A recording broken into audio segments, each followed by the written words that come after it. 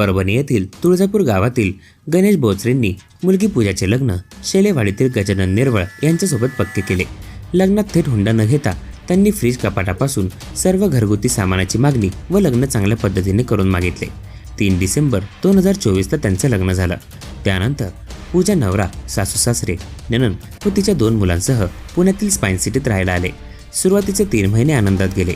मात्र नंतर गाडी घेण्यासाठी माहेरून 50,000 रुपयां असा तगादा पती गजानन निर्वळ यांनी पूजाकडे लावला. आधीच लग्नाची उसनवारी झाल्याने वडिलांनी पैसे देण्यास नकार दिला. येथूनच पूजाला पतीकडून मानसिक व शारीरिक त्रास देण्यास सुरुवात झाली. गुढीपाडव्याला आई वडिलांसोबत पूजाची शेवटची भेट झाली होती. त्यावेळी छळाविषयी तिने सांगितले, पण समजूत घालून तिला त्यांनी परत पाठवले. ज्यावेळी पूजासोबत ही घटना घडली त्या दिवशी सकाळी तिच्या आईसोबत शेवटचे बोलणे झाले होते. ती आनंदात असल्याचं आईला जाणवलं. संध्याकाळी बोलू असे म्हणून त्यांनी बोलणे संपवले. मात्र त्यानंतर थेट तिच्या मृत्यूचीच बातमी आली. पूजाचे वडील ट्रक ड्रायव्हर आहेत. आई दुसऱ्यांच्या शेतात मोलमजुरी करते.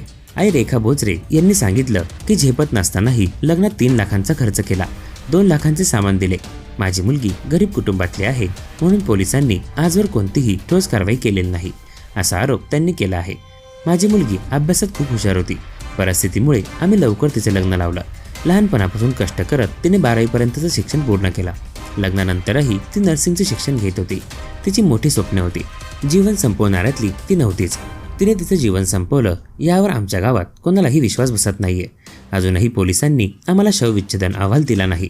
फोन केल्यावर पोलीस सुट्टीवर असल्याचे सांगतात असं पूजाची आई म्हणाली आहे. या प्रकरणात हुंडाबळी तसेच आत्महत्येस प्रवृत्त केल्याप्रकरणी गुन्हा दाखल केला गेला आहे. संबंधित आरोपींनी न्यायालयात अटकपूर्व जामीनसाठी अर्ज सादर केला आहे. या प्रकरणाचा तपास अद्याप सुरू आहे.